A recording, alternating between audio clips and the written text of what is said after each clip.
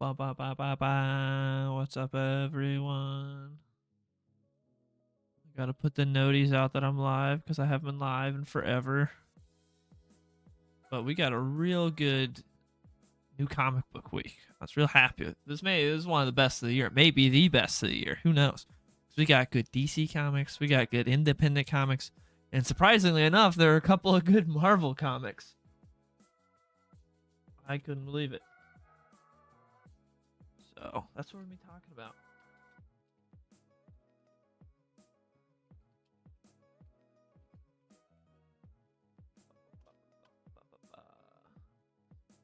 There we go. What's up, Jordan? How's it going, Brady? So yeah, we got new Absolute Batman. So first I'll just show you what I picked up because I got a lot. What's up? Bama Monts. White Club. Which Batman book are we talking about? In this one, depends which one we're talking about. Because in Batman and Robin, he's facing Tiger Shark and then Penguin. And then in Absolute Batman, he's still dealing with Bane and Arc M. And in Dark Patterns, we got a whole new thing going on because Dark Patterns every three issues there's a new arc, which I really like how they're doing that. And then in the main Batman title, we don't have like a big bad yet, but also it's not going to be like big story arcs. Matt Fraction said that it's going to be, a bunch of like essentially one shots that'll have a little interconnectivity there.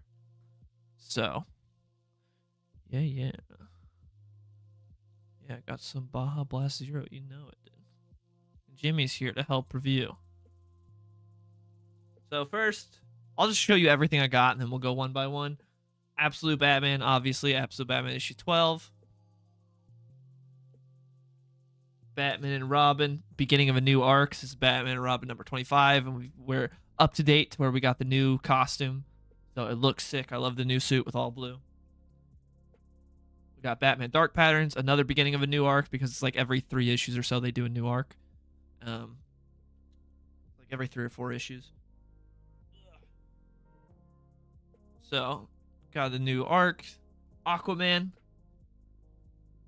New issue Aquaman number 9. We got Superman the Kryptonite Spectrum. I read the first issue. I didn't go out and grab a copy, but I read the first issue. Didn't really care for it, but then I saw this Juan Fajeda cover, and I was like, all right, I'll give it a shot, because the first issue wasn't terrible or anything, just wasn't my cup of tea. And then same with the second issue. I thought it was a little better than the first, but still, I'm not really digging it. But again, we'll get into it in a little bit. Captain America number 3. Ultimate Wolverine number 9.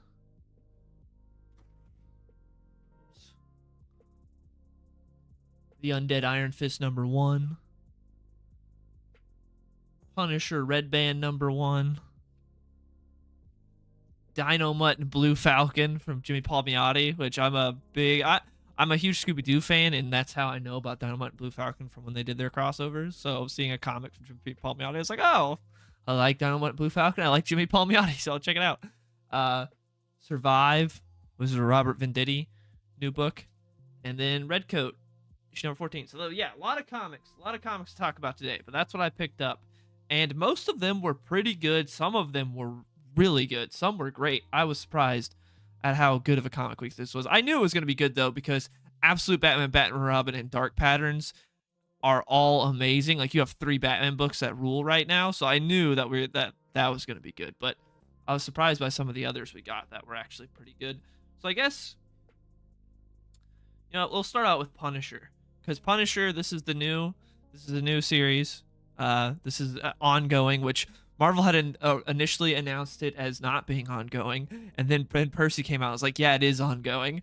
So it's from Benjamin Percy and Julius Oda, and this first issue is okay. It's all set up. Not much happens in this issue. Spoilers if you haven't read it, but in this issue, it's actually mainly Kingpin. So in the beginning, Frank Castle's back. He's got amnesia. He has no idea what's going on. He wakes up soaked in his own blood, surrounded by dead bodies. And then the cops are showing up to to be like, hey, what's going on here? And also he's surrounded by a bunch of fentanyl as well. He's on a drug ship, and he shoots at the cops just to like get them away, and then he jumps in the water. He kind of drowns, and he washes up ashore, and some old lady's like, oh, who are you, young man? And he's like, take me to your house. And he goes to the old lady's house and like kind of fixes himself up because he's full of bullets. And that's basically all you get from Frank Castle in this book. The rest of the book is Kingpin. Kingpin's going around trying to fix his city now because he's no longer mayor. It's now Luke Cage, which I didn't know because I read all of Zdarsky's Daredevil except for the final volume because I was reading it in trade and I never got the final trade because I'll eventually get it. But I fell off because I really like Zdarsky's Daredevil until that Devil's Reign. Like that final, it was just not interesting at all. The whole going against Frank Punisher leading the hand and all that, and him having his base where he's like, we're gonna have these villains go to therapy. It's like, I don't care about this. This sucks. Like prior to that, I was enjoying Zdarsky's Daredevil for the most part, but that whole bit, not very good. So I didn't end up reading the end of that. But apparently at the end of that, Kingpin isn't mayor anymore, and Luke Cage becomes mayor. So yeah, Luke Cage is in this. He ends up taking out like a priest that's not a very good guy. Like it's a pretty cool moment. That's probably one of the best, maybe the best part of the books, is he goes to confession with a priest, and the priest is, like, what sins do you have, my son, or whatever. And Kingpin's like, look, reach under like the bench you're sitting on. There's a gun there. Kill yourself. Because he's like, I know about all the crimes you've done, and I sent like tips to the FBI and all these other people, and so they're coming for you. So, knock yourself out, or you're gonna go to jail, and you know what's gonna happen. So, and then at the end, the big reveal is that while Frank Castle's at this old lady's house, he's like, oh, you stitched me up, because Frank Castle like passed out during the pain when he was doing the operation and everything. He's like, oh, this lady, like, she stitched me up. She's like, no, that part at the back was already sewed up. Someone already did that. He's like, what? And then you see Frank Castle get activated, and it turns out Kingpin is the one that had somehow found Frank Castle before and sent him on this mission, now has like a chip in his brain. And so Frank Castle is an unknowing soldier for Kingpin. So that was the big reveal at the end. So not a bad comic, but not like a strong start, because I wanted more Frank Castle. It's interesting seeing that Kingpin's got control of him and what's going to happen. And the art's good. It's nothing spectacular, but I like the art. And we'll see how it goes from there. I'm personally more excited. Yeah, there's a new Iron Fist comic. I'm personally more excited for Jimmy Palmiotti's 4-issue miniseries with Dan Panosian, I think is how you pronounce the name, who was on Canary, which I really liked, with Scott Snyder. But anyways, yeah, they're doing a 4-issue like Marvel Knights Future Punisher, which I'm excited for that. I'm actually more excited about than this. But yeah, it's not a bad issue, but it's nothing special. Yeah, since we were just talking about Iron Fist, well, I guess we can go to Iron Fist next.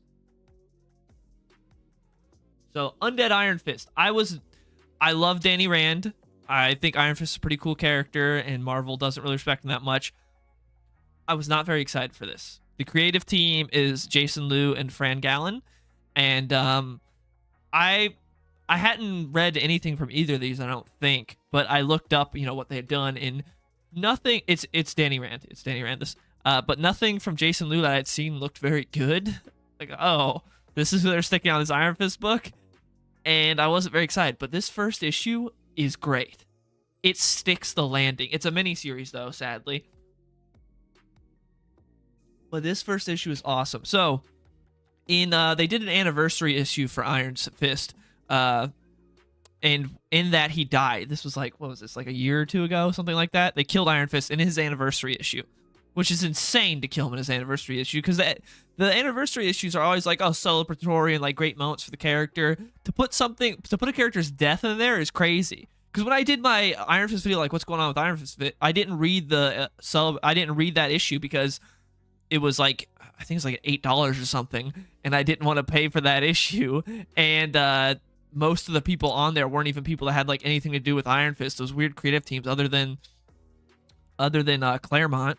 So I was like, I don't really care to read this, because I thought it was just going to be, like a normal anniversary issue. Then later I found out that Iron Fist died in that issue, so I did go and read it. Anyways, he died, and so in this, he comes back from the afterlife. He's been sent on a mission. His mission is to kill these sort of like demons from Kunlun that have possessed people. And so it's great because his first thing he goes against is there's this family. There's this like I think it was like wife, husband, and grandma. And Iron Fist is beating the shit out of this family. And the bystanders in like Brooklyn or wherever he's at in New York are like, oh, Iron Fist is beating out this family. And then like Granny lands a hit. And they're like, oh, Granny's got hands. What's going on? Everyone's confused. No one knows what's happening. And it's great. And Iron Fist saves this family. And then like he goes into the sewers to go after more people, to go after more of these demons. And then Miles Morales shows up. And Miles Morales is like, I gotta stop Iron Fist. He's going crazy, beating up families. And so he goes in there, and Danny Rand is like, I don't have time for you, Miles. Get out of my way. And Danny Rand is actually cool in this. I love it. I hate because sometimes maybe people watch the Netflix show, I don't know. But sometimes people try to make Danny Rand like some type of loser, and he's not that. He is cool. And so I like that he's cool in this. To use, as the kids say, he's got aura. You want to be cringe. But yeah, it's cool. And then we see also throughout this, you're getting like flashbacks to him in the afterlife where he's climbing this mountain, and he's climbing up to Orson Randall. Orson Randall's got another mission for him. I'm not the biggest fan of bringing Orson Randall back. I love Orson Randall. I think he's a great character, but he got a nice ending. He got a nice ending in Ed Brubaker and Matt Fraction's run, and then he got another nice ending in Ed Brisson's run, where he like really sacrificed himself for Danny Rand, and now it's like he's back again. It's like, so all that stuff kind of means nothing. This is limited, but this first series is great. It's really cool. Again, the premise is Danny Rand has been given leave to get out of the afterlife to go hunt down like demons from Cumlun that have possessed people, and it's awesome. And I'm really interested to see where it goes from here. It was a great first issue, which I'm surprised because so many first issues, like the Punisher one where I just talked about, a lot of first issues are like kind of for the trade and setup, where it's like, oh, this is all set up. Where it's like, oh, down the line, something interesting will happen. But the first issue is, But this issue, stuff happens. It's interesting. It's good. Danny Rand is cool. I like the art. It's good. Like, I like it a lot. I was surprised how good of an issue this is. This would be like an 8 out of 10. Like, I really liked this. I can't believe it, because I got it because I like Danny Rand and I want to support Danny Rand, and I'm like, if it's bad, then I just won't buy the next issue. But I will check it out, even though I don't necessarily believe in this creative team. And then I read it, I'm like, holy crap, it's really good. I couldn't believe it. I was very surprised. But you should definitely read it. If Gretchen kept their mouth shut, they could have been getting more issues Red Hood out. After hearing the review from Comic Boom's channel covering Red Hood, it piqued my interest. I read the first issue of Red Hood. It's not very good. It's not the worst comic I've ever read. The art's good, but it's not very interesting.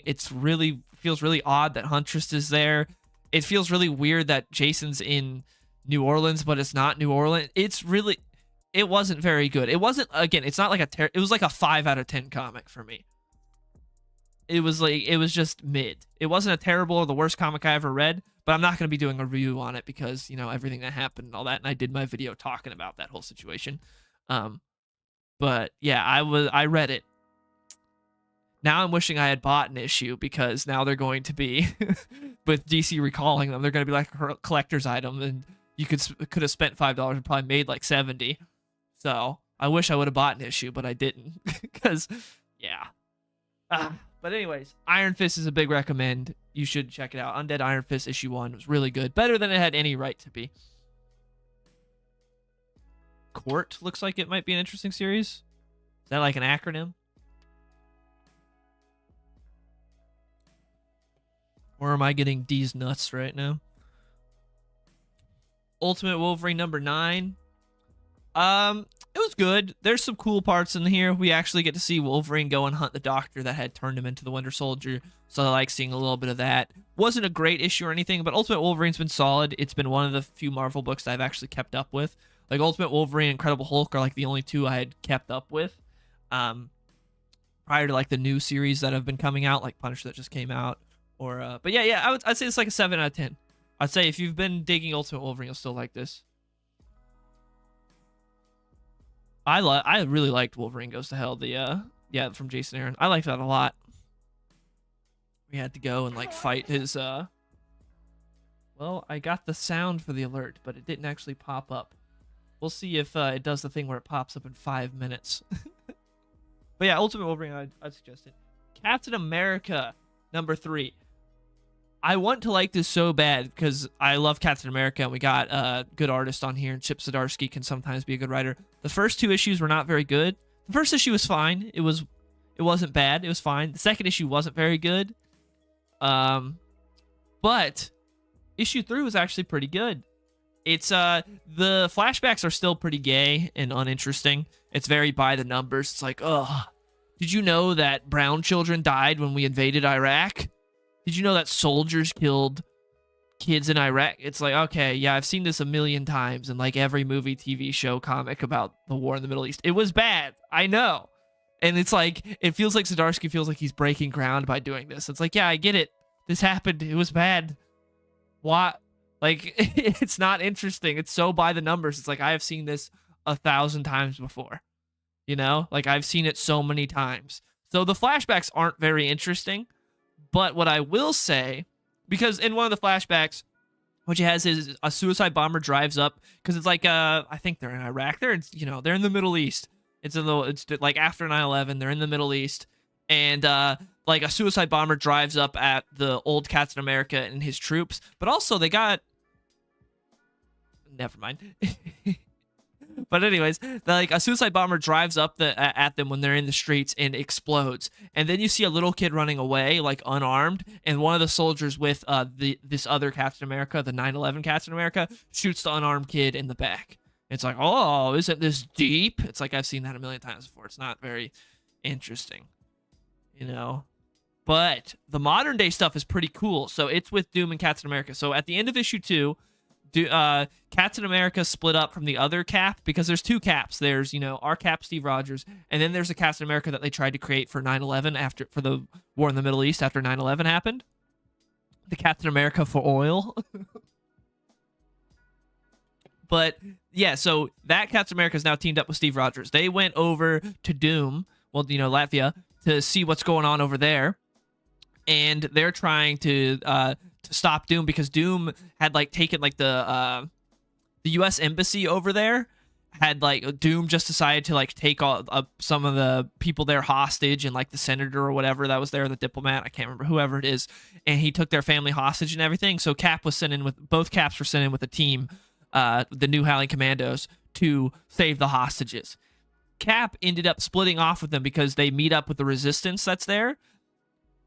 And they're talking, and Cap's like, all right, I'm going to go and try to help them do this other thing while you go help the hostages. It's like, all right. So part of the thing that the Resistance has is they had captured and reprogrammed a Doom bot that was helping lead them through to where maybe they could go and take out Doom and free the people. And so they go, and then the Doom bot's like, actually, I wasn't hacked. You guys are a bunch of idiots. Gotcha. And then actual Doom shows up, and he's like, Captain America, I actually have a lot of respect for you. He's like, you're pretty cool. I don't... And he's like, I'm actually a pretty good guy myself, Captain America. And Cap's like, when I was fighting Hitler not long ago before I woke up. He's like, what's the difference between you and Hitler? And Doom looks at him straight in the face, straight in the eyes, and says, Hitler was elected. It's like, oh, what a line. And then he goes on to explain that like he went and took over his country to save it, to help his people. And then he takes them around, so does sort of a North Korea type thing where he's like, look at how happy all my citizens are. There's no crime ever at all. Ask this lady who runs like a fruit stand. She used to have people trying to rob her all the time. Now no one robs them. And then one of the dudes from the resistance is like, yeah, because if you do any little crime at all, like you get executed. He's like, this isn't a great place to be. Children of the Round Table. Oh, I have heard of that. But yeah, I don't know if I really trust Tom Taylor doing any comics again. Bendis did. Well, yeah, but the problem is like when you go to indie, you have to actually be a good writer because you don't have IP to prop you up, and so it's kind of tough, if you're not like a Brubaker or a Rick Remender or something. But that was the. Anyways, back to what I was saying. So Doom continues talking about it. He talks about, he's like, America has changed a lot since you're gone. America's the worst place ever now. It's like, starts talking to him about all these things. And he's like, they've manipulated you. And then over like the intercom, the other Captain America finds out that all of the hostages have been killed other than like the senator and his family. They've been moved. And he tells Steve that. And Steve goes ape on Doom. just hits him straight in the face with his shield. And he's like, and then he like talks to him. He's like, I don't know much about how America is today. Maybe you're right, but I know a bad guy when I see one, and you're a bad guy. And I was like, all right, I like this. And then Doom's like, all right, I got better things to do. You're not exactly a threat to me. Doombot, kill him. And Doombot and Cap get in a big fight, and then Cap takes out the Doombot. And then at the end, it looks like he's gonna get in his classic Cap uni because his stealth one gets kind of destroyed. And his classic Cap uni is there because Doom had a like vigil to Captain America there because he was inspired by Captain America and what he did when he fought the Nazis. So he had like a Captain America like statue with like a Cap suit on there. It looks like Cap's gonna use that. So again, issue 3, the flashbacks are still stupid, but the modern day stuff is actually interesting and things are ramping up and things are happening. So I'll stick around for Captain America through this first arc to see how it really is. Yeah, dude, that line was cold. Again, all the modern day Cap Dune stuff is interesting. It's just the like flashback stuff that I just don't care. And I don't think Zdarsky handles it well. It's just not very good. But the modern day stuff I'm digging, and I'm excited. I'm also excited to see what he does for the next arc because, you know, this is a flashback arc in and of itself because it's back when Steve first came out of the ice. And so I'm interested to see what he'll do after this. But anyways, yeah, that's it for my Marvel pickups for this week. I got Captain America number 3, Ultimate Wolverine number 9, Iron Fist, Undead Iron Fist number 1, and Punisher Red Band number 1. And I'd recommend 3 out of the 4. Punisher, again, isn't a bad comic. It's just, it was all set up and not much happens. It just wasn't, I don't know if it's worth, like, was it $5? I think it's like $5. I don't know if it's really worth the $5, but it's not a terrible comic to where Undead Iron Fist, the biggest of recommends. Can't believe how good that was. Ultimate Wolverine, if you've been digging Ultimate Wolverine, you'll like issue number 9. It's still good. Nothing special, but good. And then Cap, best issue so far. Now we're on to the indies that I got this week. Wait, I'm missing one. Where is it? Oh, it's at the back. All right. We'll start off with Survive from Venditti Braithwaite. This is, was it Bad Idea, I think is the publisher, right? Yeah, it's Bad Idea. So, this is just a, like, Russian submarine thriller. It's pretty good. It opens up with a guy, like, just a Russian guy talking to his Russian wife around their, like, Russian kids being like, I've been called. I have a mission I've got to do. And she's like, I shouldn't have got with a Navy man. And they talk blah, blah. And she's like, you better come back. He's like, yeah, I will, whatever. He's like, I can't tell you what the mission is, though. You know how it is. Because it looked like she was in the military as well. So then he goes on his mission and everything goes topsy-turvy, literally. The submarine like spins and goes out of control. Everything goes bad. Some crazy stuff happens. There's a part in it where he like has to get to the other end of the submarine to not drown because part of the hole's been, you know, hit. So there's water coming in and a guy behind him is swimming. And he either has to try to let that guy come in but risk more water coming in and them both drowning, or shut him in so that guy dies but he survives. And he shuts the guy in. And he's immediately coping about it. And he's like, oh, that guy was going to die anyways. He's going to drown. He had no chance. It's like, ooh. And this is a different character, by the way, than the guy with his family at the beginning. But then he keeps going. He finds like the captain of the submarine and the captain dies. And then he like keeps going around trying to survive. And he runs into some other guy that starts beating his ass. He's like, I know you're a traitor. And the guy that's beating his ass is the guy from the beginning of the issue. And the guy's like, I'm not a traitor. I'm American. And it's like, what? And that's the end of the issue. So it's like, this is pretty cool. I liked the first issue. It was good. Braithwaite's art's pretty good. I liked it. It was interesting. But yeah, you get the big, I'm American. So we got a Russian and American art teams are going to have to team up on this submarine to not die. And again, it's just called Survive. So kind of gives you what's going on. What'd she make for Daryl? What do you have, dude? So I would recommend that. It's pretty good. Sadly, I wouldn't recommend Dynamite and Blue Falcon. I like Dynamite and Blue Falcon because I watched a lot of Scooby-Doo growing up. I'm a big Scooby-Doo fan, and I love their team-ups. And I like Jimmy Palmiotti a lot. He wrote this along with Quolano. I don't think I've ever seen the artist on anything. The art's fine. It's nothing great, but the art's fine. It's from Dynamite. And just, I liked the ending, but it just wasn't it wasn't all that compelling or that great. It's a guy talking to his dog a lot, and there's not much else. And again, it's not a terrible comic. It's just all right. Hits you a little bit in the feels towards the end, but yeah, art's not great. Not a whole lot that I really was very compelling. I don't know if I'll pick up the next issue. It was meh. Not really. I wouldn't really recommend that one. Red Coat number 14 was great. I really liked Red Coat. Again, I'm really digging Red Coat. We're about to jump to a new year. If Dynamite uses the IP, then where was DC at? I don't know, because, yeah, it's like a WB thing, so I don't know how WB licenses it out to Dynamite. I don't know. Because that's like isn't that Hanna-Barbera, which is WB? Yeah, I'm fairly certain they own the comic rights, because I'm pretty sure that was originally like a Hanna-Barbera thing, right? And Hanna-Barbera's under Warner Brothers, and so yeah. But I don't know. Just how it is. But Red Coat, we're getting into when the White House was lit on fire. That's where we're at here. You got Red Coat running around. He was just there because he was invited. He was getting food, and then he runs into the president's wife, and she's just trying to save a painting of George Washington. So it's them trying not to get killed by the British while they're trying to get this painting out of there. And he's dealing with this woman who's a little hysterical, which is Dolly Madison, and Dolly Madison's great. She's so much fun in this book.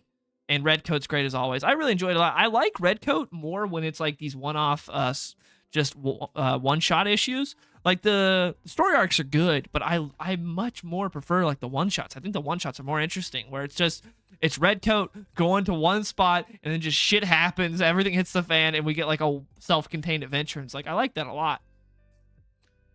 Old cartoon IPs. I mean, it's not a bad idea. I was so surprised when I saw that Jimmy Palmiotti was doing a Blue Falcon and Dynamite book. Well, like it came out of nowhere. But it's just a great, another fun adventure. I love Ghost Machine. Ghost Machine's doing a really good job, and this is great. It's another fun book. And then it sets up for, at the end, we see George Washington comes back, which is huge. And then we also get to the modern day, and then we see that Red Coat has his painting, his portrait in the White House because of what he did with Dolly Madison. And then we're going to be going to 1909. So we're going to be skipping ahead a lot. See what Red Coat was doing in the early 1900s. Although we are kind of skipping the Wild West, which makes me a little sad. I would like to see what Red Coat was doing during the Wild West. But still, highly recommend. Red Coat was great. Superman the Kryptonite Spectrum, I still just don't really care. I've read both issues. I got this one mainly because the One Fajita cover is great. I love that cover.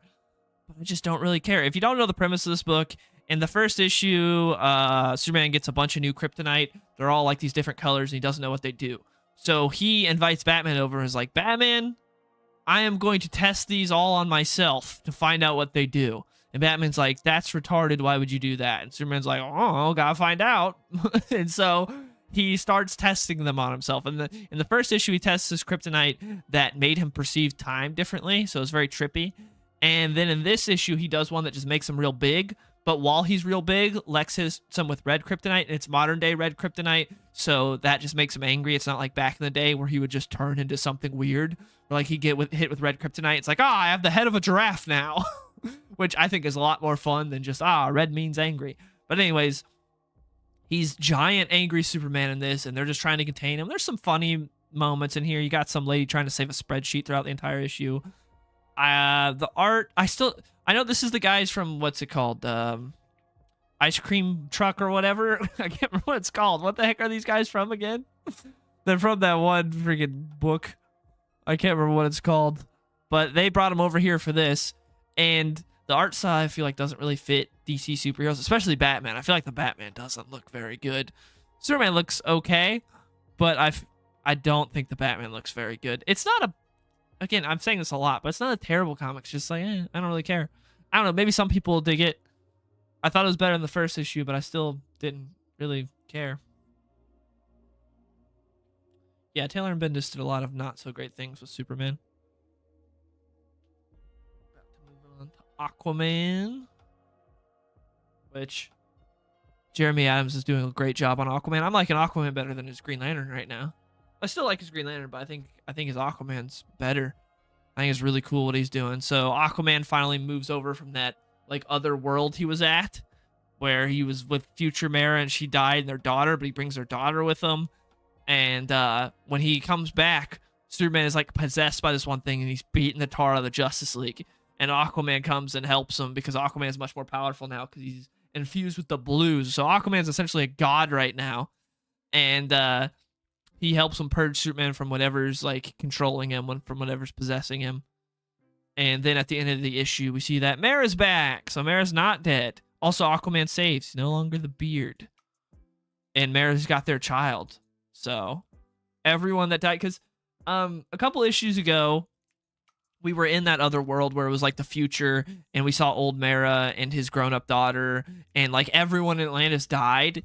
And apparently some people got upset about that. We're like, oh, why'd they kill everyone off? But it was like, to me, it was very much clear. It's like, this is another world. This is like a future world, a possible future. They're not going to stay dead. And now, like 2 issues later, they're all back.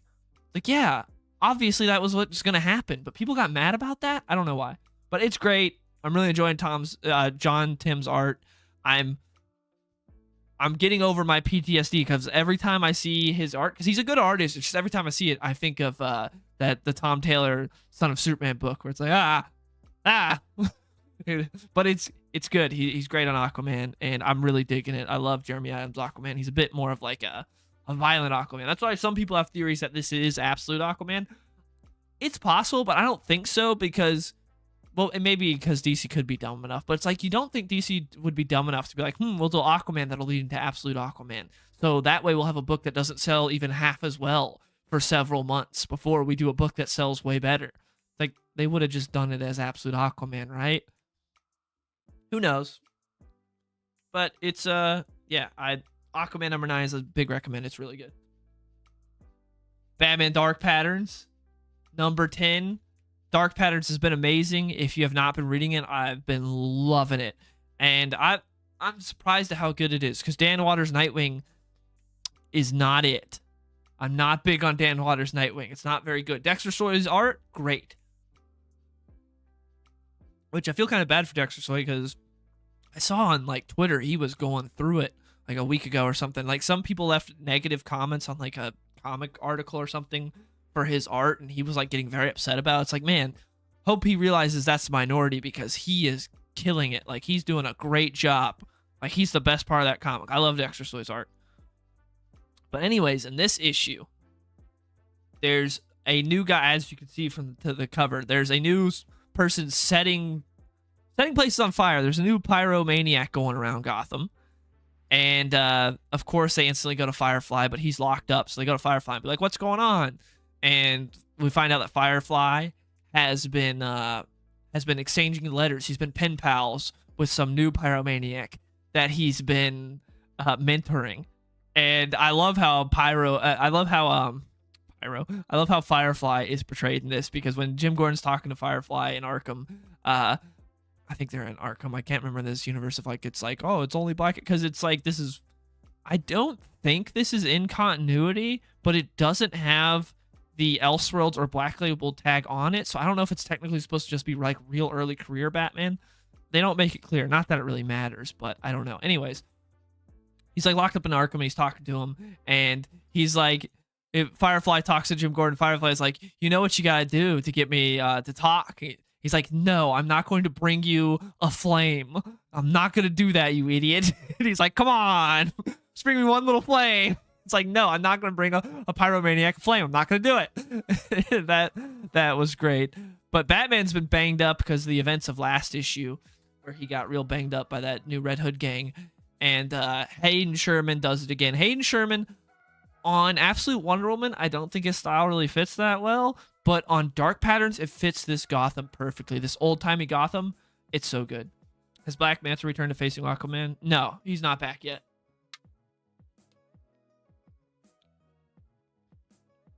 Yeah, Aquaman is very badass again. But no, Black Manta has not appeared in this book yet.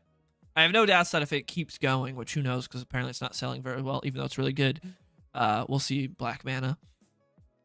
But yeah, we got this person that wears like a baby doll mask, lighting things on fire and killing people, while Batman's been MIA because he's injured and he's like in a coma, essentially, like a medically induced coma by Alfred to keep him there. But he wakes up and he goes and he starts trying to help you. Also, though, he's ruminating while he's in this coma. He's ruminating about things, and some stuff gets revealed.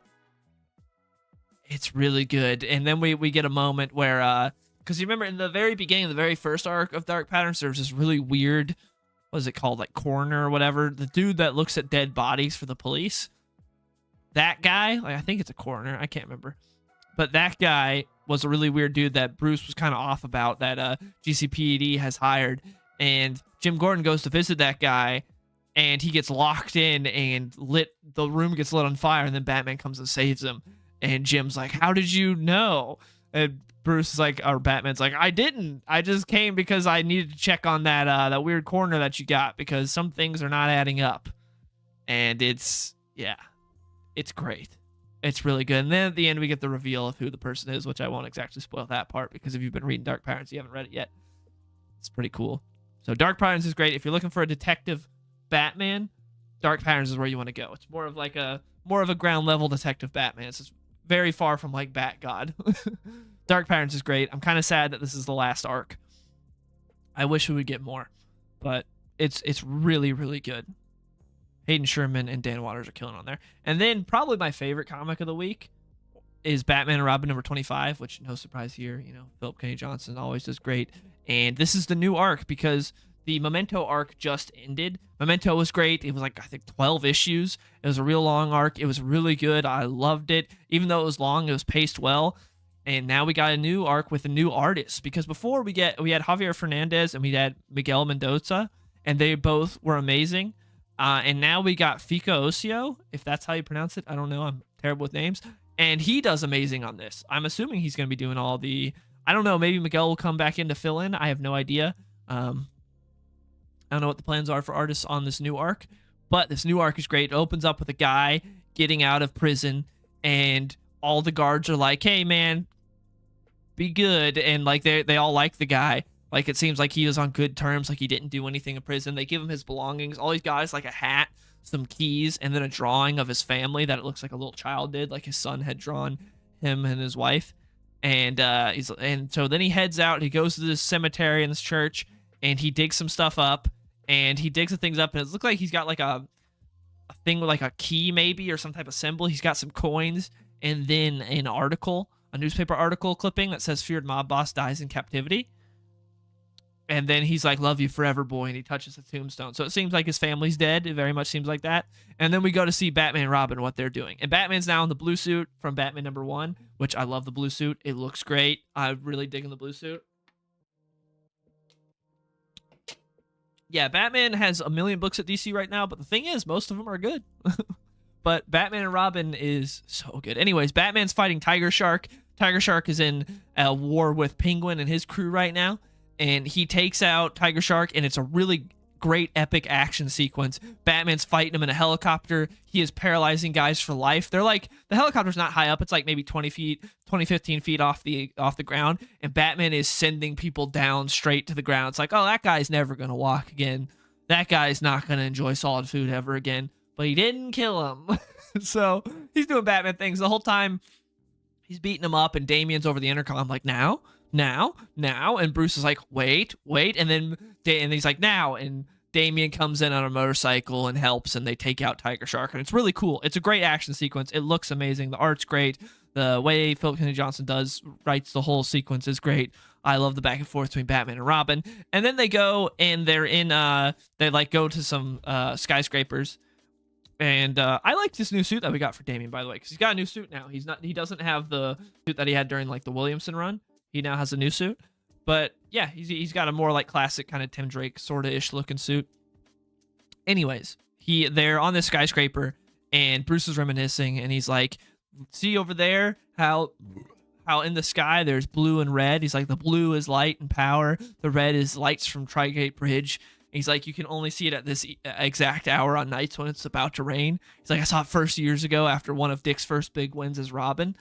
And he's like talking about how he appreciates this, and he talks about how much he loves Damien. He's like, you're just as capable of any other Robin, and he tells him how much he loves him and how proud of he is, and it's like, oh, it's nice because almost everyone who writes Bruce and Damian, there always some animosity there between them, and it's not that sweet. And it's nice that PKJ progressed through that with the first arc. Like, they had their beef, and then they went through it, and now they're on the other side. It's like, it's cool. It's cool. And Damian's appreciating all this. Damian's not like mad that his dad's proud of him or like, oh, this is stupid. Like, Damian's appreciating. He's smiling.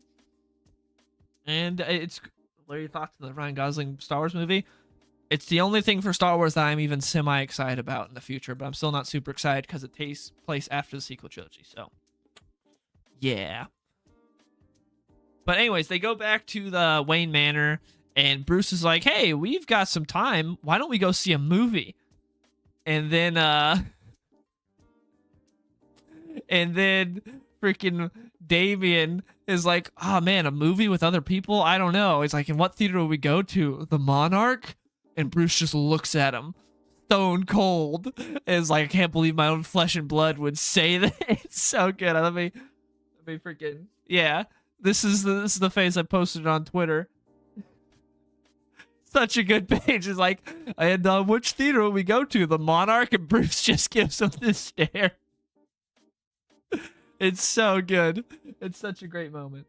But yeah, so then they go to a movie because Bruce explains, he's like, we just took out Tiger Shark, and Penguin and his crew are going to be celebrating that we took out Tiger Shark. So we'll have like 2 hours to where the GCPD can handle anything. There's not going to be anything big happening. And then we cut to Penguin and his crew in the Iceberg Lounge, and they are celebrating, and they're like, this is great. Tiger Shark's been taken out. Our war is basically over with them. Shout out Batman, who always accepts an anonymous tip, which I love that, because that's exactly what you would do if you were operating in Gotham and you had competition. You would immediately sick Batman on them.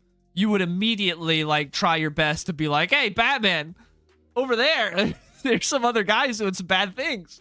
Like, I love that Penguin did that. Just sent an anonymous tip to Batman to get his competition taken out. That's exactly what you do. What's up, Kaiser? How's it going? Welcome to the stream. Yeah, this is my first stream in a while. And, yeah, so then we go to we're outside the Iceberg Lounge, and the guy at the beginning of the issue that got let out shows up. He's called the Quiet Man. And he's like, I love the way he talks. Philip Kennedy Johnson's voice for him is great. He says, I've been out of town a while. Mr. Cobblepot still holds court here. And the mohawked goon is like, hillbilly, get out of here. Don't be talking like that. You said the worst thing you could have said, and like attempts to draw a gun on him. And the guy's like, you don't want to point a gun at me, son. He's like, tell Mr. Cobblepot there's a man here to see him. And the guy pulls the gun, and he just gets his ass beat by the Quiet Man. And then the Quiet Man like beats his ass, throws him on the ground, and then the dude pulls out another gun, and the Quiet Man executes him. And a really great panel, because, you know, this is a standard like 12 plus 13 plus comic. It's not a mature book, and someone gets executed point blank like 45 through the dome. It's like, ooh. And it's really cool how it's done. It's like they do it where it's all white and red, and it's damn, this guy means business. And then he goes John Wick mode in the Iceberg Lounge, and he starts taking out all of Penguin's goons. Like, he just takes out all these guys effortlessly. It's like, oh, this guy knows business. And then he starts like saying a quote reminiscent to me of when Punisher would take out people in Daredevil season 2, and, you know, do the whole penny and dime thing. That's kind of what this guy's doing. He's like doing this quote while he's just kicking ass, taking names. Not really taking names because he's killing everyone, but he's killing all these guys. And then that's how it ends with Bruce and Damian are watching a movie while this guy is killing everyone in the Iceberg Lounge, and he takes some coins, puts it over some guy's eyes. And to me, what it seemed like was this guy must have been a hitman for some crime family in Gotham, probably Cobblepot, so he's going after Cobblepot, and then Cobblepot left him out to dry and had him take the blame, and he went to prison for a while, and I'm assuming his family probably got killed during that time. Something like that happened. That's the gist that I'm getting from this. But I love this dude. The Quiet Man is really cool. It's a new character. We're not getting like, oh, because every single time someone gets their hands on a Bat book, they might do something a little interesting at first, and then the next arc, they're like, Joker! I finally get to write Joker! And it's like, come on. We've seen 800 different Joker books. Like, Joker storylines. Someone tell me if Green Lantern is required reading to understand what's going on in the Green Lantern event. No, you don't need to read. You don't need to. Green Lantern Corps is so bad. I'm disappointed in it because I was hoping it'd be good, but almost every issue is everyone standing around talking and be like, we have 19 different main characters in this book and they all have got to get their 2 cents in. So every issue is like, here's every single person in ever talking and nothing really interesting happens. When you mentioned Western from a while ago, has there been any new Jonah Hill comics or has fame died out? I don't know what Jonah Hill's up to, but I'm assuming you're talking about Jonah Hex. And no, Jonah Hex, he showed up in Justice League Unlimited. He's part of the time displaced dudes in Justice League Unlimited. So Mark Waid's got his hands on him right now. He's not really like a big main character in that, but he's there. He said some things, and that's like all we've got from Jonah Hex recently. But he's currently part of Justice League, and he's gonna be a part of the DCKO tie-ins because Justice League Unlimited has their DCKO tie-ins, which is going to be all about the time displaced characters. So maybe Jonah Hex will get some more shine there. Cobblepot is my favorite Batman villain. Well, Cobblepot in this has a very Batman Returns design. I think he looks really cool, but he very much looks like he did in Batman Returns. And anyways, yeah, this was a great issue. I love the Quiet Man. He's a really cool new character. Like I was saying, like every writer, once they get to their second arc, they're generally doing a Joker story because Joker is the one that everyone wants to get their hands on when they do a Batman story. Everyone's like, all right, time to leave my impression on the character. Everyone's going to remember my Joker storyline. But PKJ, for his first arc, he did Memento, which is a brand new character. For this arc, he's doing the Quiet Man, which is a brand new character. And I loved Memento. In this first issue, I really like the Quiet Man. It's like, this guy's introducing new characters that are actually cool, unlike James Tynion. Remember James Tynion introduced 87 new characters and they all sucked and no one has used them since? Where this, like, he's introducing new characters and they're good. And it's like, man, PKJ, he's like my favorite writer at DC right now. He's like my favorite writer in comics right now. He's killing it. Like Incredible Hulk, Batman and Robin. I'm excited for what Book of L holds because the first issue was just a setup issue. Jonah Hill was great in that one. Django, yeah, he was the KKK guy, where he's like, these can't see anything out of his damn hood. We appreciate what your wife did, but maybe we go without the hoods this time. Was the name right again? Was the writer's name again? Philip Kennedy Johnson. So I say PKJ. And Batman and Robin's great. So yeah, if you didn't jump in on the first arc of Batman and Robin, you can jump in with this newest issue, number 25. It's a brand new arc, and it's really good. And I'm excited to see what it holds with the Quiet Man, because it's Quiet Man, Loud Vengeance is the tagline. Yeah, that's the thing. He created those characters so he'd get more, and no one uses them. Punchline was the one that everyone thought was going to be big because it's like, oh, the new Harley. Because now that Harley's completely different than how she was, like, time to replace her. And no one cares about Harley.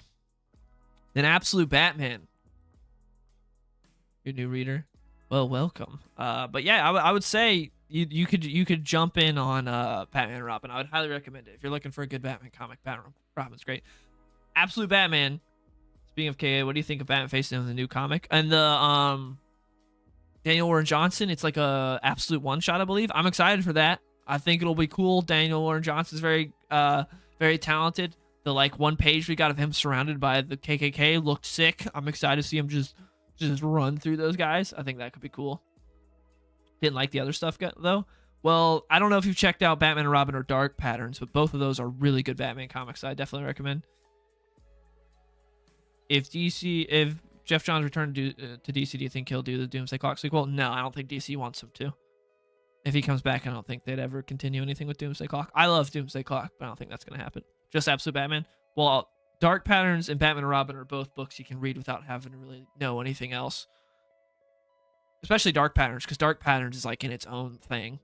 But yeah, anyways, Absolute Batman issue 12 just came out, and this might be the best issue yet. This book started out where it's like, oh, it's just big dumb Batman. It's like a giant Batman that's just running around, hitting things as hard as he can. Is Derek Johnson doing a one shot or the annual? I don't know. I don't know what it is. I don't know if it's an annual or if it's like absolute Batman special. I don't know. I don't remember. But I mean, it essentially functions the same. But yeah, I think it takes place at like a different part in absolute Batman's history when he like fought the KKK. I believe. But when this series started out, I was having a lot of fun with it. And it's like, oh, it's Big Dumb Batman. He's hitting everyone as hard as he can. He's ludicrously big. It's a lot of fun. He's punting children. It's just a dumb, fun book. And then these last couple issues, like ever since, Abomination started with Bane, Snyder's locked in. It's like, no, I'm actually telling a really interesting story here. It's not just Big Dumb Batman. And now I'm locked in too. And I'm like, this has gotten even better. This is genuinely great. This is like getting up there with like his New 52 Batman stuff. And in this issue, we see that Killer Croc asks Bruce to kill him because Waylon and Bruce are friends, and now Waylon is a giant, hideous crocodile monster, and he's like, kill me, and Bruce is like, sorry, I can't. And we get some flashbacks like we've always gotten this time of Bruce and Selina. Feel bad for Bruce's buddies. Yeah, they go through it in this book. That was one of the things that when the books first started, when Absolute Batman first started, I wasn't excited about, because I was like, we got all of Bruce's like greatest villains are his friends, and we're gonna see him turn into villains. I don't really care about seeing that. Doesn't sound interesting. And then this book, the way they did it, I'm like, oh, Scott Snyder proved me wrong. It's very interesting how he did it, because while Bruce was in Arkham, if you're not caught up on Absolute Batman, Bruce was in captivity in this place called Arkham. You know, Arkham, get it? Where they do experiments on people, and Bane is the #1 enforcer there. And Bruce was basically in hell there. He got experimented on, got like venom implants, and he's now out of there thanks to Waylon. Waylon got him out of there, but he's still got the venom implant, so he's not doing so good. But he's been gone for a while, and when he comes back, he's like, how are my buddies? How are they? And they're like, oh, you didn't hear? They all got fucked up by Bane. First, you got Oswald Cobblepot, who got absolutely destroyed by Bane, got disfigured, because Bane's like, oh, you know, you compensate for being a smaller guy. Like, you overcompensate. You work out a bunch of stuff. Well, you know, I'm going to turn you into something. So he just beats the tar out of him and disfigures him to where now he's going to be, you know, waddling like a penguin. And he's also going to be 2 feet shorter because he messed up his joints so much that his bones won't ever be the same. He got completely messed up. And then Harvey kind of got standard Harvey, to where Harvey's just, you know, Two-Face now. That was the closest to the original, to where Harvey gets like absolutely destroyed, and then, you know, half of him gets lit on fire. So it's kind of standard Harvey stuff, you know, not acid this time, but still he gets lit on fire. And then my favorite was Riddler, because both of them are in the hospital. Both Cobblepot and Harvey are in the hospital after what happened to them. And then Edward Nygma, Riddler, Bruce goes to visit Riddler, and he's like, hey, what's going on, man? Are you all right, Eddie? He's like, yeah, I'm great. He's like, did he do anything to you? Did Bane do anything? He's like, no, he didn't hurt me at all. He was challenging me. Maybe he's challenging all of us to become more, to become what we're meant to be. And we see that he just absolutely destroyed Edward Nygma. He like crushed his eyes. He like crushed his skull. His brain's now exposed. He destroyed all of him, and now he's just like disgusting looking. But Riddler sees it as, and also he's got a question mark on his head now, so it's like, hey. And now he's just completely disfigured, but he sees it as Bane did something good for him, like revealed the true him and helped him. And it's like, damn. So he went and broke his friend. So to show you real quick, this is the page. This is how Riddler looks now. You see the question mark right here. Yeah, and then he's like, it looks like he challenged you too, Bruce. So we'll riddle me this. What are you gonna do about it? And man, you see, Nygma just went psychopath. I don't know why, but he looks kind of like Jar Jar here. My brain makes me think he looks like Jar Jar here. I think it's the tubes making me think it looks like Jar Jar's ears, and then the way his chin's up and his... I don't know why. I'm just noticing that now. I'm thinking of Jar Jar. You get it? You get what I'm... I don't know why. I'm thinking of Jar Jar. But yeah, they got messed up. Riddler... I think Penguin got it the worst. Riddler got it pretty bad too. They all got it bad. But this was the first time where I'm like, oh, I can see how this universe is based off dark side energy, because the whole basis of this thing is like the prime DC universe is based off of Superman energy. It's founded on Superman energy. Now this new universe is based off dark side and dark side energy, so everything's gonna be worse. And reading like through is like, I mean, this just feels, I mean, I'm enjoying the comics, but it feels like, you know, it's just another like Elseworlds DC book. It doesn't necessarily feel like it's darker and it's on dark side energy until this, and now I'm like, oh yeah, this is really messed up. This definitely feels much more like this is based off, I can see how this is the absolute universe and this is built off dark side energy. This is terrible. And then at the end, Bruce and Alfred are at their HQ, and someone breaks in. They're like, oh, it's probably Bane. And Alfred brings out a giant minigun that looks pretty sick, and he's like, let's show him what for. Let's split up. And it's like, Alfred, you dumbass, why would you split up? But Alfred instantly gets taken out immediately by Catwoman. She sneaks up on him and beats his ass. And yeah, Catwoman's here. And Bruce is like, Selena, he's like, what are you doing here? Thank you, George or Jorge, however you pronounce it. I know some people go by different. Appreciate it. Glad you like the videos. But anyways, and that's the end of it. Is we see that Selena's here now, and I wish Alfred would be able to do something, because all he ever does is get his ass beat. He's supposed to be like a competent MI6 guy that's really like slick and cool. It's like all he ever does is get his ass beat. Like he never does. I thought he'd do. And Catwoman, who's not even, you know, maybe an absolute, she's like a real like badass fighter, but you know, generally she's just supposed to be a master thief and she's competent at fighting, but she's not supposed to be the like this. But who knows, maybe she got experimented on too from Arkham, and so she's very, because we see part of what she does, she's like, she has this her cat tail that she uses to take out Alfred, so maybe her tail's just very OP, who knows. But yeah, great issue, maybe the best issue yet of Absolute Batman. I really liked it.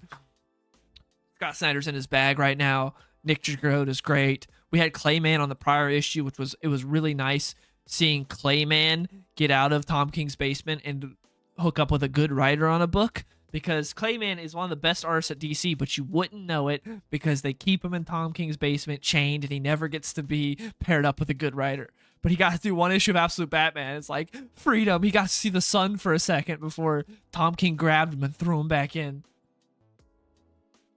At least this Alfred is breathing for now. True. Alfred is good as the guy in the chair. Supposed to let him walk right in Arkham. Yeah. That was kind of a mistake from Alfred. Into Mysterio to the point to cosplay him.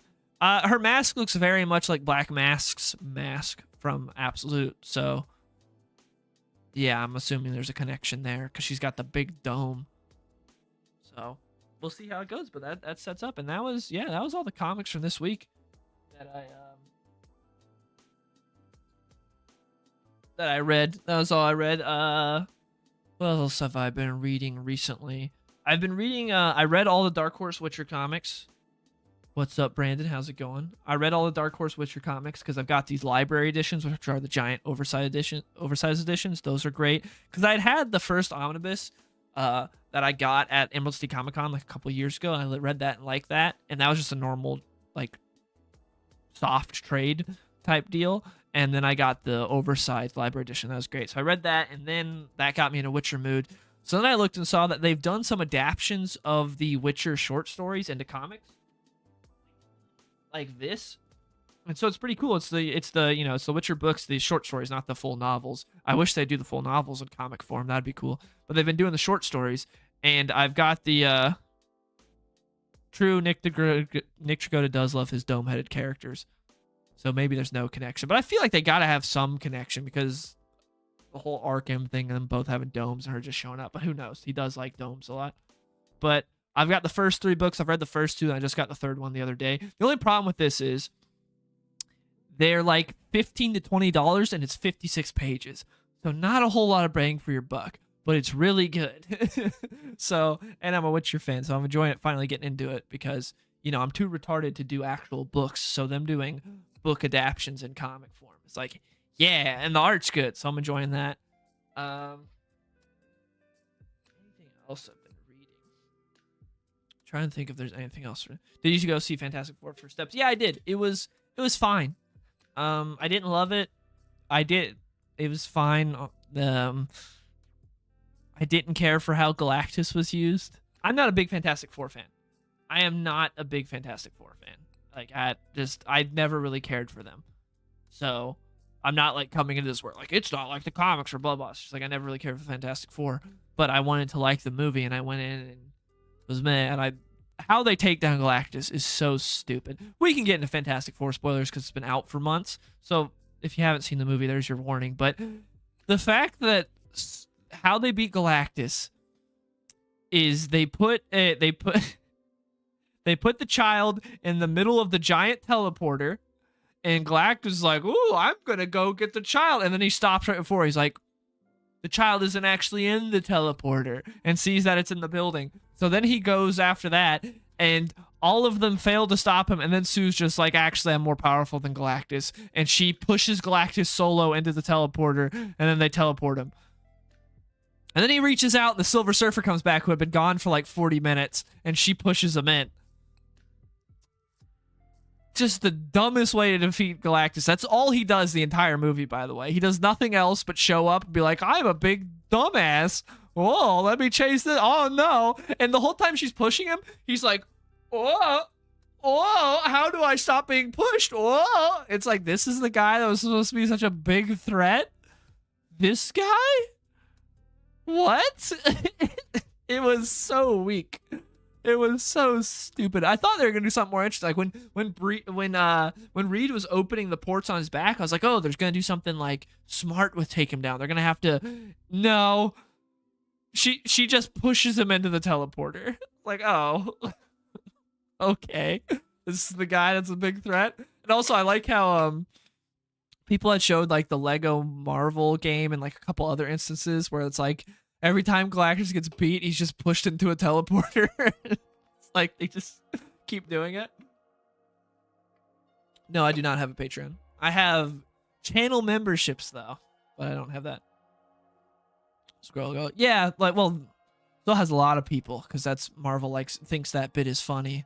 But yeah, it was so not interesting, that third act. And also, I thought the scene where I saw some people praising it. I thought the scene where Sue came out with her child and talked to everyone at the at the base of the Baxter building when she goes outside was really poorly written. Because everyone's like, they come back from when they first see Galactus. Also, I thought that was the best part of the movie.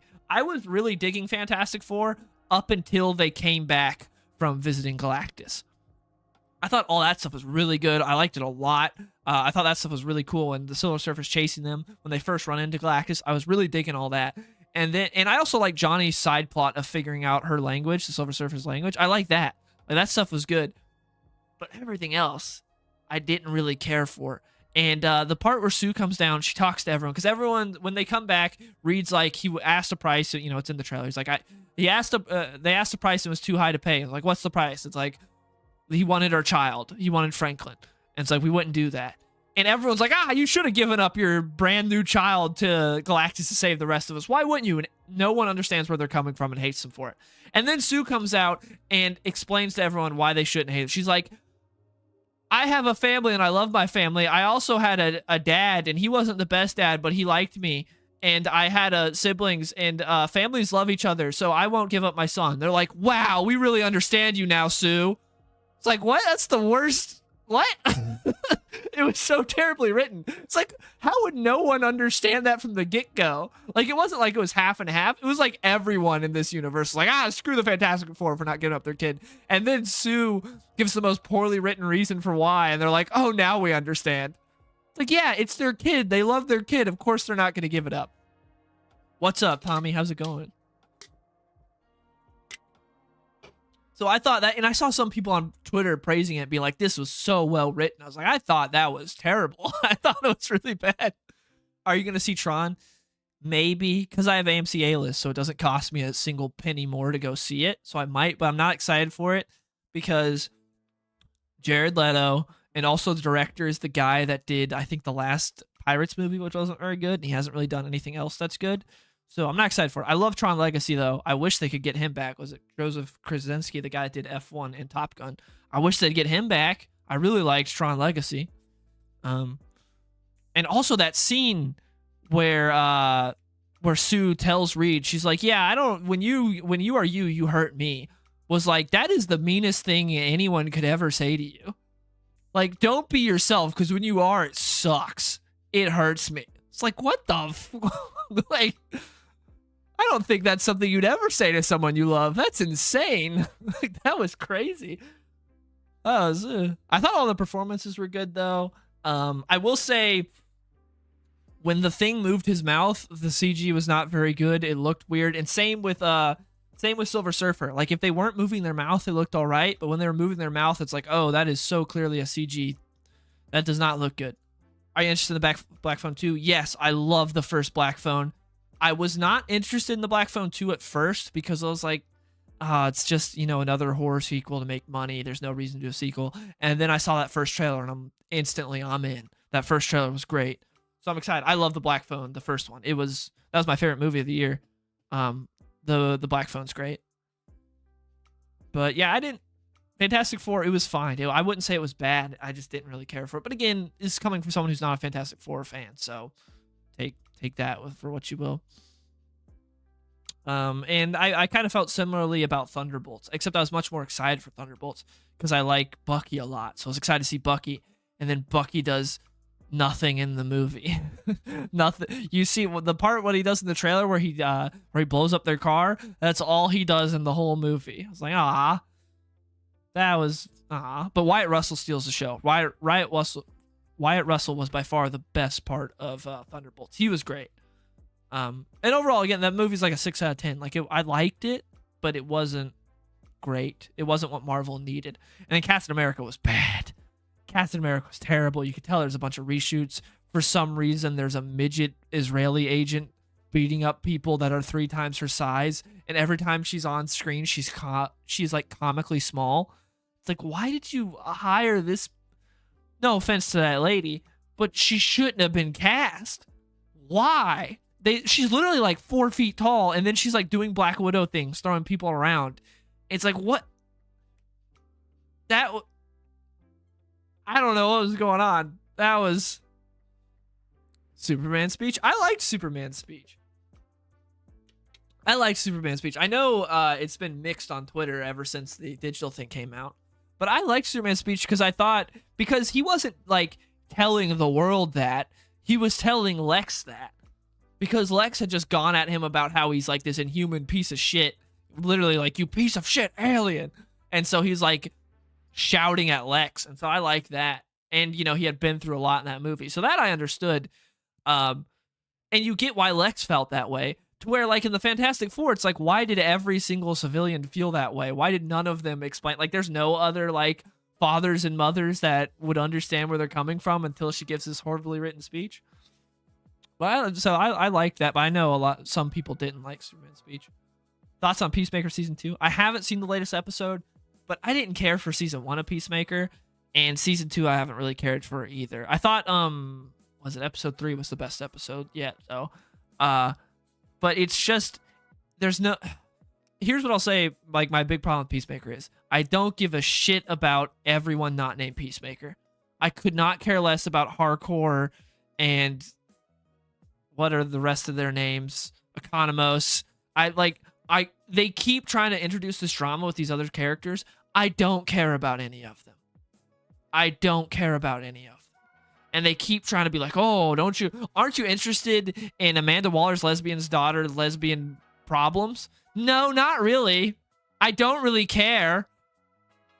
It's like, oh, here's Peacemaker. He's dealing with all this stuff with his family and his brother's alive in this other universe. His dad's actually a good person, it seems. And he's trying to balance these things. Like, whoa, that's really interesting. And then it's like, and here's Amanda Waller's daughter arguing with her girlfriend about wanting to move back to Gotham. I don't care. Oh, here's Hardcore going to fight a bunch of people at a bar because she was told she has toxic masculinity in therapy. Don't care. Could not care less. I don't none of this is interesting. Get back to Peacemaker. I don't care about all these other people that I know they were like core characters in the first season. I didn't care about in the first season. I don't care about them here. And then Vigilante, it's hard for me because I like Vigilante in the comics, and he's nothing like that, how he is in the show. In the show, they completely, yeah, why would anyone want to move back to Gotham? Exactly. Especially, like, why would you be like, yeah, I'm going to break up with my girlfriend because she wants to keep us here where it's much nicer than the shithole of Gotham. Unless maybe DCU Gotham's better. Maybe it's nicer. But who knows? That makes such a weird thing to fight about. But I love the Vigilante suit also. They nailed it. But he's literally just discount Deadpool is all he is. And he is funny, and the actor does a good job. It's just like, that's not Vigilante. Why didn't you just create a new character or something? Why'd you have to make that Vigilante? But James Gunn did his James Gunn thing, where it's like, this character isn't well known, so I have license to butcher them and do whatever I want. And it's like, well, to be fair, he did that with every single character in Guardians of the Galaxy, and it worked out because no one cared about Guardians of the Galaxy. So, I understand why he does what he does. It's just, now he's doing it to a character I care about, so I don't like it. The superhero moans up with Alfred's speech in Dark Knight. Yeah, I liked it. I liked that part. I just hate that Crypto cuts it off and we go for a joke afterwards. But yeah, for the most part, I like what James Gunn does in movies, but for TV, he's been a miss for me now with 3 seasons. I didn't like the first season. I thought the first season Peacemaker was not very good. I didn't care for it. So far, season 2, I don't care for. Creature Commandos was awful, terrible. I hated Creature Commandos. What he did to Frankenstein was the worst, and I hated Creature Commandos. And in all the TV shows, it feels like there's no quality control. It feels like James Gunn has free reign to do whatever he wants. I mean, obviously he does. He's the head of everything. But it feels like he throws as many jokes as he can, no matter how not funny they are. To where in the movies, he has a pretty good success rate of the jokes. So, yeah, that's how I feel about James Gunn. Superman might make a cameo. I think Lex is definitely making a cameo. Superman could make a cameo. I could see that. He already said there's going to be some big cameos towards the end. I feel like Lex is definitely going to happen. I could see them visiting him in Belle Rive. And Superman I could definitely see happening. Or Supergirl for that matter too. How would you rank the live action Superman actors? I don't know. It's hard to say. Especially because poor Henry Cavill. I love Henry Cavill, and I think he's a good choice for Superman. It's just the writers kind of did him dirty. He never even got to be Clark Kent, which is sad. We got like 5 seconds total of him as Clark Kent. Watch Canelo versus Crawford. Maybe I'm interested in that fight, but also it's boxing. So if you tune in, there's going to be a 2-hour walkout for each guy because that's how boxing goes. It's like if I can time it right and tune in when they're actually going to fight, I'll watch. But maybe. Is Daredevil Born Again good? The comic is amazing. The show is terrible. The show is really bad. Maybe they learned their lesson with this one, and maybe season 2 will be good. Because season 1 was like an amalgamation of what they did prior to like rebooting It was weird. Is that weird amalgamation where they're like, at first they're like, nothing is going to be connecting to the Netflix show at all. And then they're like, actually, this is really bad. We should connect to the Netflix show. And so they like kept some things from before, and then, yeah. I hated Creature Commandos. Yeah, I agree. It was terrible. Could do a JLI movie, but he keeps doing A-list characters for some reason. Yeah, a JLI movie would be interesting. I think he could do a good job there. But my big thing with so far what he's done with the DCU that is very weird is the layout of the projects. Because I don't necessarily have a problem with each project. It's just, all right, you start out with Superman. Good choice. What's next? Peacemaker Season 2. What? Well, like, we're going into this like very like hard R show, R-rated that is, and like where there's full frontal nudity orgies, and that's what's connecting from Superman. That's like the next thing. It's like, okay, that's kind of odd. And it's like, what's next? Clayface and Lanterns. I don't know why my alerts aren't working. Thank you for the $2, Mike Ortego. I really appreciate it. Hopes for DCKO. I'm hoping it's a fun event. I'm hoping that they're able to nail the fights to where it doesn't feel really stupid and like unearned, because I'm excited for it. I'm hoping the matchup makes sense. If we have Harley beat Metamorpho, what are we doing here? Because that's the first matchup. That's one of the first matchups in the bracket. I just hope it's a fun event. And the thing that I don't know is it's like, if they beat Darkseid, what happens to the Absolute Universe? I don't know how all that, like, you can't wrap the Absolute Universe like that. So I don't know how it's gonna work, but I'm just hoping for a good, fun time with a lot of action.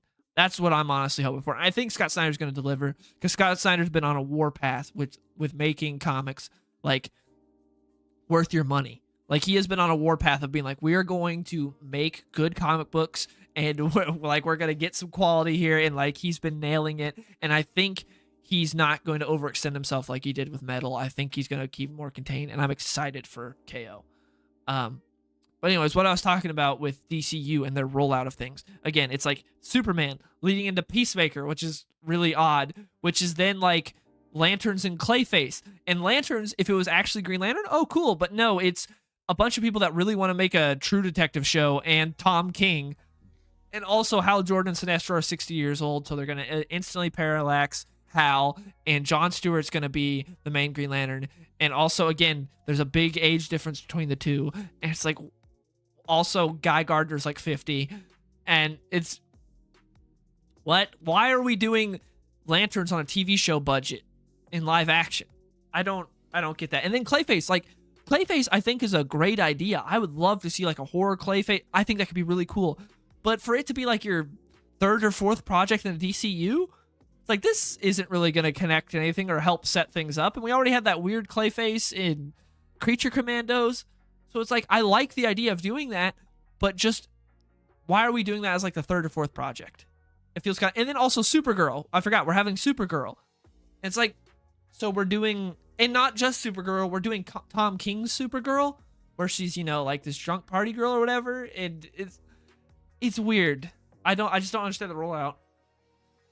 It just, that's what's odd to me, is the rollout of everything. Because I don't necessarily have a problem with these projects. It's just the order that they're doing them in. Because I think Superman was a great idea, and then it's like, what? And I am happy that they're fast tracking the Superman sequel, even though, you know, it's a Superman Lex team up. I'm happy about that. The whole movie felt like James felt more comfortable with the JLI than the actual main character Superman. I mean, there's obviously some of that. Obviously, he had to have his people in there. And I wonder, is the Mr. Terrific comic any good right now? I have not read it. But like with the Superman movie, that's what I noticed a lot of people's takeaway was Mr. Terrific got a huge bump because he was great in that movie. And I wonder if they're able to capitalize. I wonder if the comic's any good. I have not read it. I've seen some pages and the art looks good though, but I have not dipped my toe in that yet. What do you think of the rumor of Paramount trying to buy Warner Brothers? I hope DCU gets canceled so that we get a better CEO. I mean, I don't want the DCU to get canceled. It just started, and I like the cast we got for Superman. I like the first movie. I don't want to get canceled. I don't know if Paramount like buys them. I don't know. I don't really know what my opinion on that would be, to be honest. That feels like outside of like Tom Cruise stuff, Paramount doesn't really nail a whole lot of stuff, you know? They don't really have a great track record as of late, I feel like, other than the Tom Cruise stuff, you know? Like with Mission Impossible and Top Gun and all that. Do you hope Pattinson becomes DC Batman, or do you think he's staying separate? I think he's going to stay separate because I don't think Matt Reeves wants to connect the two, and I also don't think they want to wait 20 years in between sequels for Matt Reeves.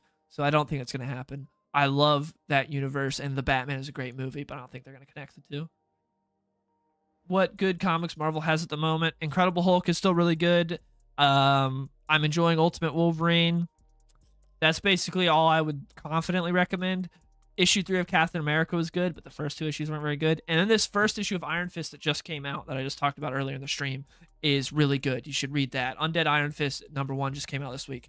So that's what I'd recommend. But for me, it's basically Incredible Hulk is what I'm saying. If you're looking for a but Incredible Hulk is like 30 issues or almost 30 issues in at this point, and it's very deep lore. So it's not really new reader friendly. You got to start at the beginning. But also be a fun time if you went back and got all those issues or got the trades caught up. Like, that's a great read.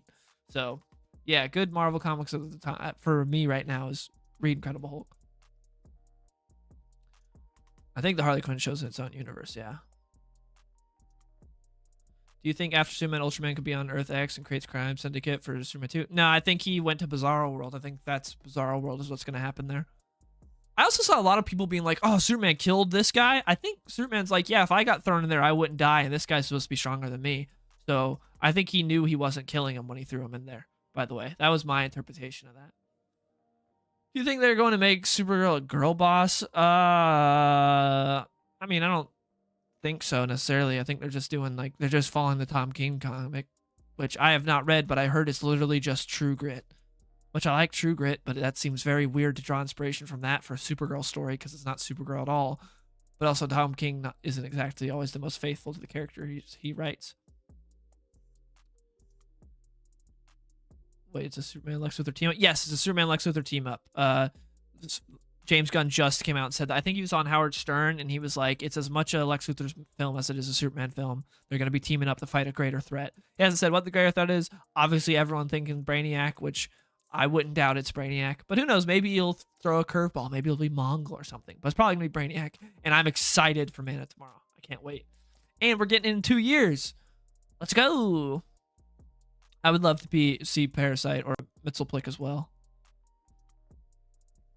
Yes, Gunn is obsessed with Peacemaker because he does whatever he wants with Peacemaker, and he loves John Cena. So, if they do Brainiac, I hope they follow the Jeff Johns comic. I think that's the best blueprint for this. I think that would be great. It would work perfectly. Although that Supergirl is very different from this Supergirl, but I think that'd be great.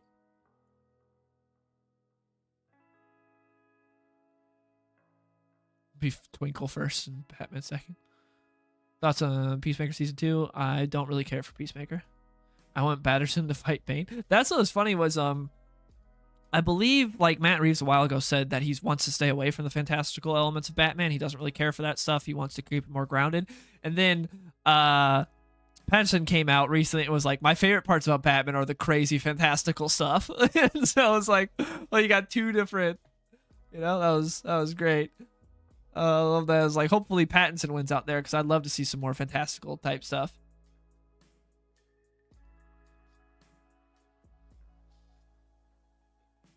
The haters were so obsessed with hating Superman killing, but when DC Superman kills, it's okay apparently. Well, DCU Superman doesn't kill though. He didn't kill anyone in that. And again, when he threw Bizarro, which is what I'm going to call Ultraman, into that black hole, I think he was fully knowing that. Because again, prior to that, he's like, oh, it's a clone of me, and Lex said he's even stronger than me. He can survive this because I'd survive this. Because I think Superman would fully survive that, and Superman knows that. And that's the only person he could have possibly killed in that movie. He doesn't kill anyone else, and in that one, he doesn't kill him, and he knows he's not going to. Imagine hating on Jeremy Adams. Who's hating on Jeremy Adams? What? Jeremy Adams is killing it. I love his Aquaman. I hope his Green Lantern can get a bit more back to Hal and Carol, though. Because I'm still liking his Green Lantern. It's just Green Lantern's a bit overcrowded at the moment, and it's been overcrowded for a bit now. And it's like, we have Green Lantern Corps for this. Let's shove these other characters off and focus more on Hal. But I'm still liking it. But his Aquaman's amazing. His Aquaman rules. Supergirl World Tomorrow's good. It's a reinvention of Supergirl, but she's always being reinvented. True, she is always being reinvented. That's the thing. I never read it because I don't really care for Supergirl, and I'm not a big Tom King fan either. But I know a lot of people really like it, but from what I've heard, it's literally just True Grit, which is interesting to choose that for a Supergirl story. But maybe I'll check it out. Maybe I'll check it out for the movie. I've heard a lot of people really like it, but I've just never really cared for Supergirl.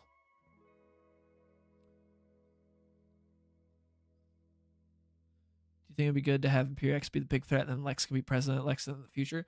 I think Imperiex would be a little early to do because Imperiex is such a huge threat. Like, Imperiex is a little early to do. You could definitely do President Lex in the future, but I don't think they're going to for a little bit. I feel like Gunn talked about President Luthor before, and he's saying like he kind of wants to stay away from that. I think. I could be wrong, but I feel like I'm kind of remembering that a little bit. Bane is too fantastical. Bane is just a dude on steroids. Batterson inject himself with green leg. Yeah, you could definitely do Bane in the Pattinson universe. It would work. But who knows what they're gonna do next? Who knows what they've gone through? Because there's a long time writing that, so who knows? Maybe they started with it. Because remember, the rumor was it was gonna be Mr. Freeze at first, but I don't know what they're gonna do. I mean, I'd be fine with Bane. I think it'd be cool to get an actual like comic accurate Big Bane.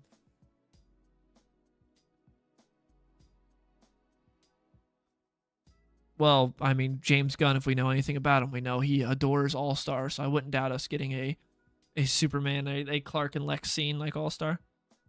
calling him a neo. Oh, people are calling. Oh, is it because of the Charlie Kirk thing? I saw him tweet something about like rip Charlie Kirk. Is that why people are calling him a neo-Nazi? Because he said rip Charlie Kirk? People are retarded, dude. They're calling Jeremy Adams a neo-Nazi because he said like rip to Charlie Kirk. That's insane. People are. The Batman who can't speak Spanish and dipstick Superman sound like a Max. Hey, Superman's not a dipstick, dude. And he wasn't. That was. I mean, he didn't know how to operate the recorder, but other than that,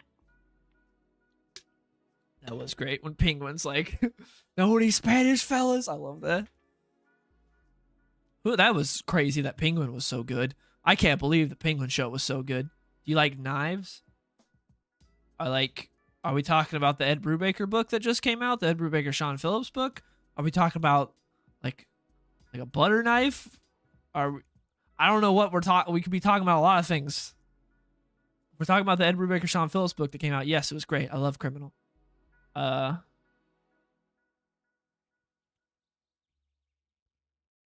Sasha Cali, Supergirl's been getting a lot of fan art recently.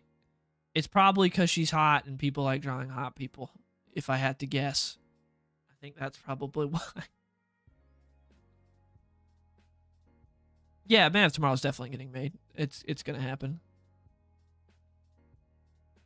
Oh, Nicholas Hoult is by far the best Lex Luthor we've gotten on screen. He's obviously the best because he's the most comic accurate. He really pulled for. You could tell he was pulling from the source material, which he had been saying all in the lead up. And he actually lived up to it. You could tell he was inspired by Lex Luthor, Man of Steel, and like and All Star, and I loved his portrayal of Lex. Where a lot of the other Lexes have been cartoony and not really like the comics at all, and so I was happy to see he did great. The only critique I would have, which is something he can't really control, is his voice. He doesn't really have like the voice I hear when I hear Lex, but that's just a very minor complaint. He did amazing. But Gene Hackman as an actor overall is one of the greatest ever, but his Lex was doo-doo.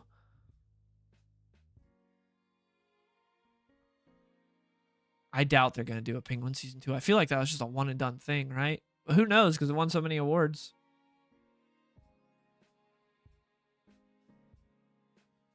You sent me a couple of tweets on. All right. Let's see what these tweets are. I'm not going to show. Oh, man, they're actually.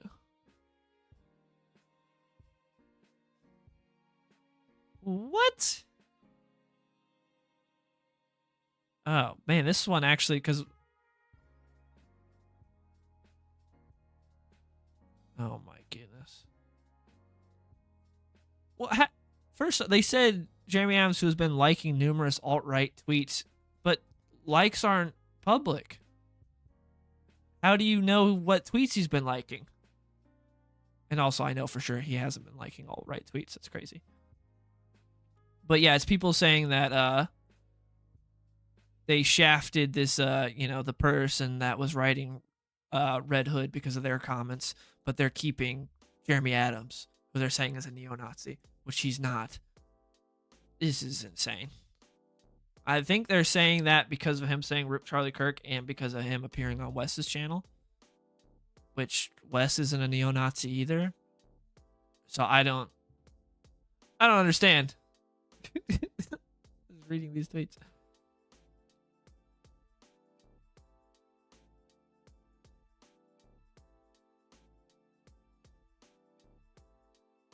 That movie makes sense for a younger Batman, yeah.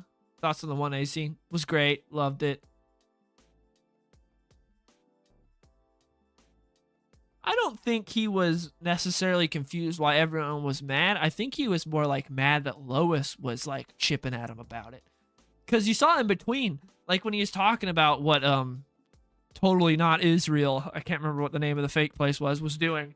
And he was like, you don't believe that they're acting in good faith. And she's like, oh yeah, most certainly I don't think they are. But, and then she puts her reporter back on. I think he was just mad at how like fake she was being in that. And like how committed she was to like journalism, but not to like her truth, like to the actual truth. And I think that's more what it was, because like I think he was getting mad at like this person that he felt close with that he was dating, like saying all these inflammatory things about him, and he'd be like, "How could you say these?" I think it was more like that than necessarily people being mad about what he did. At least that's how I read it. You think Nicholas Holt still wishes he got picked as Superman? I don't know. Are you going to play any games for the stream or anyone else? No, I'm not going to play any games today. And in like half an hour, I'm leaving to go see The Long Walk, the new movie based on the Stephen King book, which is also directed by the guy that did Strange Darling, which I really like Strange Darling, so I'm excited for this. So I'll be seeing that soon.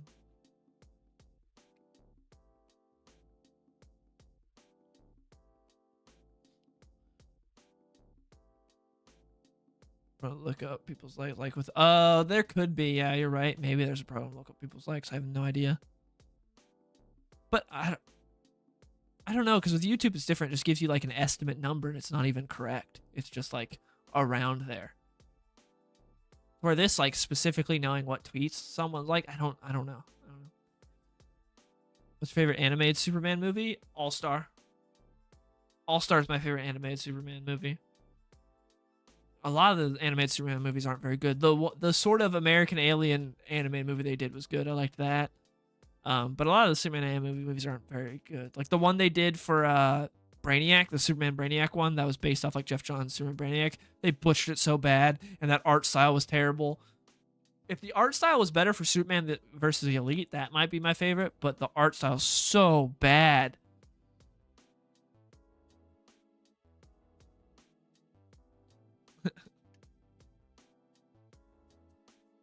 That, man, what they did to Doug Manchiki's art style in that Superman vs. the Elite movie.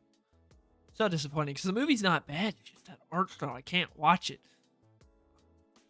Like, it's just, I've watched it once, and the art style is so hideous. James Gunn's Suicide Squad is canon of the DCU? Yeah. Yeah, Superman Unbound. That's what it was called. People don't like the All-Star Superman movie?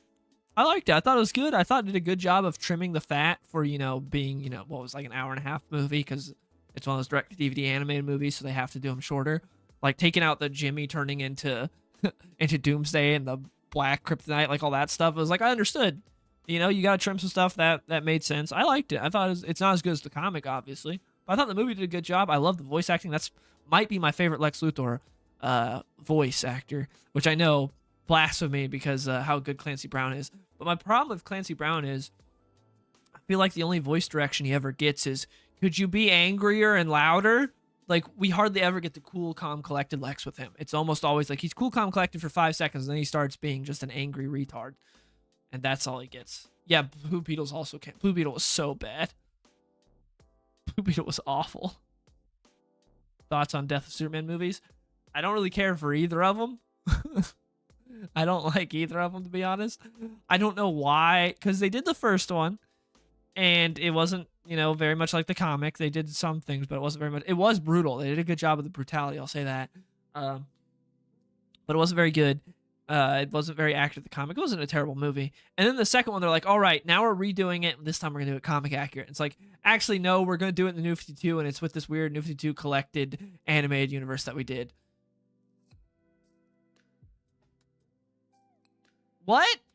Why not just do a straight up adaptation? Why are we doing a New 52 Death? Like, there's some cool stuff in there. I saw it on the big screen too. Like, they did it. They were playing at the Regal near me when that came out. So, like, there's some cool fights and stuff. But it's like, why? This isn't Death of Superman. What are we doing? Yeah, the voice acting All Star so good. I agree. I think that's my favorite Lex. Superman's great too. I don't know if that's my favorite Superman, but the Superman in that is great. I love all the voice acting in that. It's great.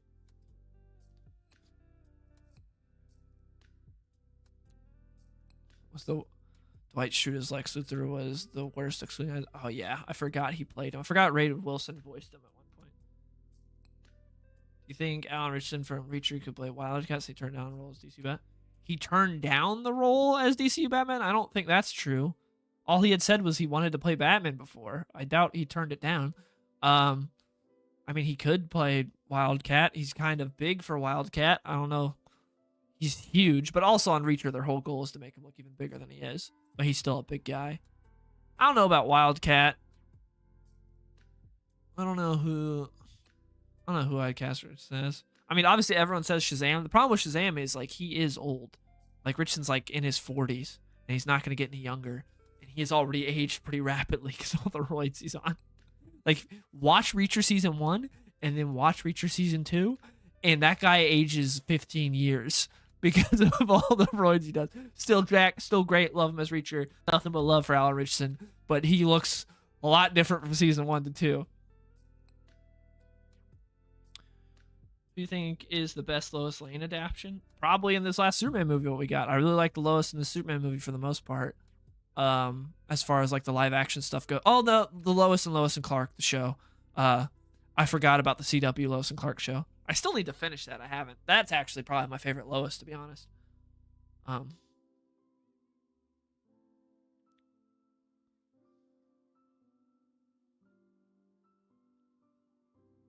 Yeah, he is Dad Castle. Who would you cast Chris Pratt as? I mean, a lot of people say Booster Gold, but he might be a little old for Booster Gold. He would have been a great Guy Gardner.